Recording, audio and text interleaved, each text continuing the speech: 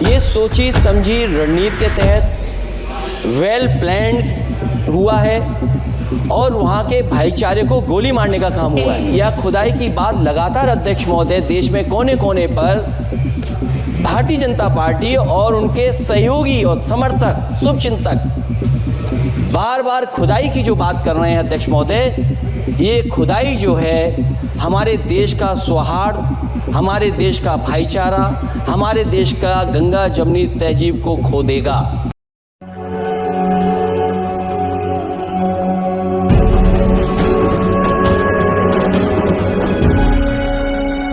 नमस्कार, जय भीम, जय जोहार। मैं यश कुमार, आप देख रहे हैं बहुजन जनता न्यूज। उत्तर प्रदेश के पूर्व मुख्यमंत्री, समाजवादी पार्टी के राष्ट्रीय अध्यक्ष व लोकसभा सदस्य अखिलेश यादव जी ने बहुत जोरों शोरों के साथ संभल की घटना को संसद में उठाया और वहां पर भाजपा के अनेकों सांसद व जनप्रतिनिधि उपस्थित थे। उन्होंने जमकर हल्ला मचाया। श्री अखिलेश यादव जी, मैं धन्यवाद देना चाहता हूं अध्यक्ष महोदय आपका। नहीं, हम जो कमिटमेंट करते हैं ना उसको पूरा करते हैं, लेकिन सब दलों के नेताओं की बात में कमिटमेंट होने के बाद भी आप बेल पे आए जो ठीक नहीं है। अध्यक्ष महोदय, कमिटमेंट में, क्रेडिबिलिटी में आपका कोई जवाब नहीं। नहीं, ये नहीं कह रहा मैं। लेकिन दाईं तरफ वाले लोगों का थोड़ा हिसाब किताब अलग है। अध्यक्ष महोदय, मैं धन्यवाद देता हूं आपका कि आपने बहुत महत्वपूर्ण घटना पे मुझे बोलने का अवसर दिया है। श्री अखिलेश यादव जी का कहना है कि संभल भाईचारे के लिए एक मिसाल के कारण जाना जाता है। आज उसी संभल को बारूद के ढेर पर ला करके रख दिया है। संभल जो इसलिए जाना जाता था कि भाईचारे के साथ वहां रहते हैं लोग।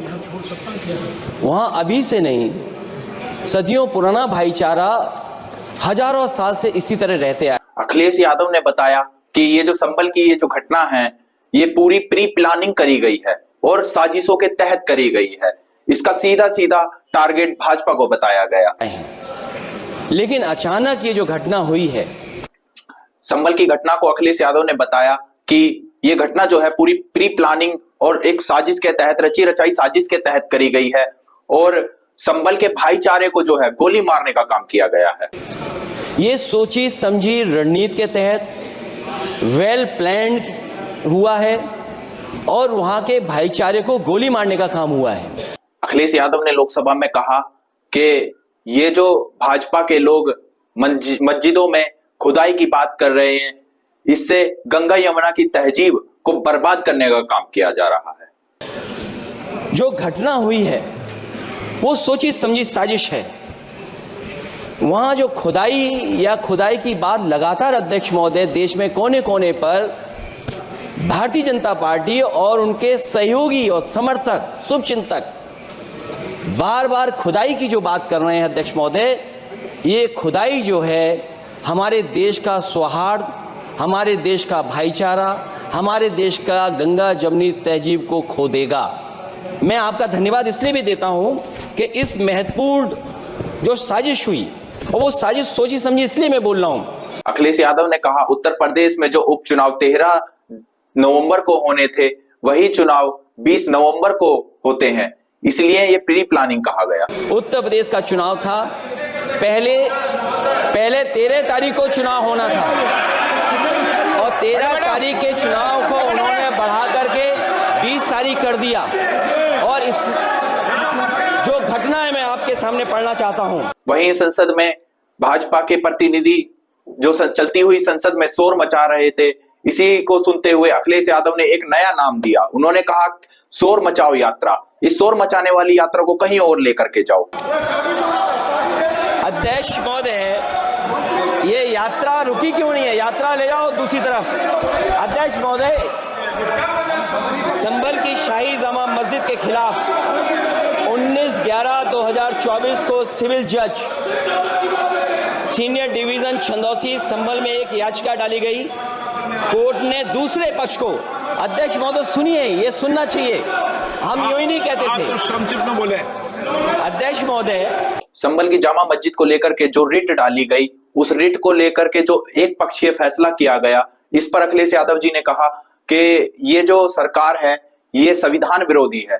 हम यूं ही नहीं कहते थे कि संविधान ये मानती नहीं सरकार, हम यूं ही नहीं कहते थे कि संविधान नहीं मानती। जब प्लेसेस ऑफ वर्शिप एक्ट है जी प्लेसेस ऑफ वर्शिप एक्ट है जी जी हम बनते तो बहुत कुछ हैं। संभल के शाही जामा मस्जिद के खिलाफ 19/11/2024 को सिविल जज सीनियर डिवीजन चंदौसी संभल में एक याचिका डाली गई। कोर्ट ने दूसरे पक्ष को सुने बगैर उसी दिन 19/11/2024 को सर्वे के आदेश दे दिए। ताज्जुब की बात है संभल के जिलाधिकारी संभल और पुलिस अधीक्षक संभल आदेश को पढ़े बगैर 2 घंटे के बाद सर्वे के लिए पुलिस बल के साथ शाही जामा मस्जिद पहुंच गए। जामा मस्जिद की कमेटी, जनप्रतिनिधि, उलेमा इकराम, सभी अधिवक्ताओं ने सहयोग दिया। जिलाधिकारी संभल और पुलिस अधीक्षक संभल ने 2.5 घंटे सर्वे के बाद कहा सब सर्वे पूरा हो चुका है और अब रिपोर्ट कोर्ट को भेज दी जाएगी। लेकिन दिनांक 22/11/2024 फ्राइडे को जुमे की नमाज के लिए लोग नमाज अदा करने के लिए जामा मस्जिद पहुंचे, लेकिन पुलिस प्रशासन ने बैरिकेड लगा दिया ताकि लोग नमाज न पढ़ सकें। उसके बाद भी लोगों ने संयम बरतते हुए नमाज अदा की और किसी प्रकार का विरोध प्रदर्शन नहीं किया।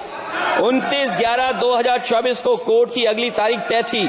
शाही जामा मस्जिद की कमेटी और मुस्लिम समाज के सभी लोग कोर्ट में केस की पैरवी के लिए तैयारी कर रहे थे, परंतु दिनांक 23/11/2024 की रात पुलिस प्रशासन द्वारा कहा गया 24/11/2024 यानी अगले दिन सुबह को दोबारा सर्वे किया जाएगा। शाही जामा मस्जिद कमेटी और अधिवक्ता ने कहा कि इस सर्वे तो मुकम्मल हो चुका है, अब दूसरे सर्वे की क्या आवश्यकता है।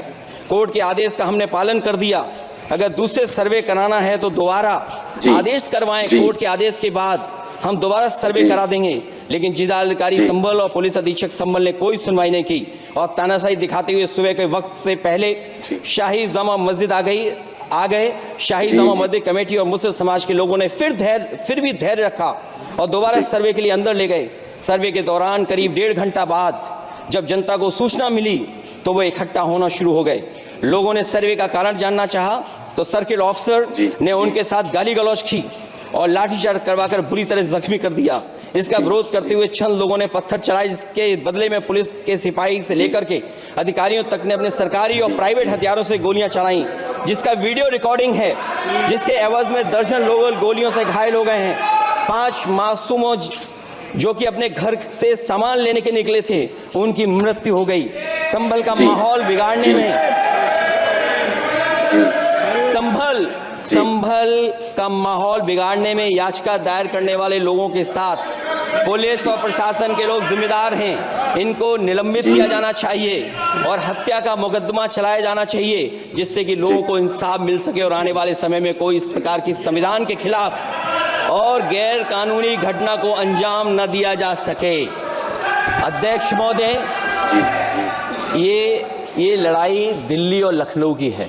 नो प्लीज कभी दिल्ली पहुंचे थे जिस रास्ते, वही लखनऊ वाले उसी रास्ते पहुंचना चाहते हैं। रमन सिंह जी, संभल की जामा मस्जिद की घटना को लेकर के समाजवादी पार्टी के नेतागण वहां जाना चाहते हैं, लेकिन शासन प्रशासन अपने दबाव में उन्हें जाने नहीं दे रहा है।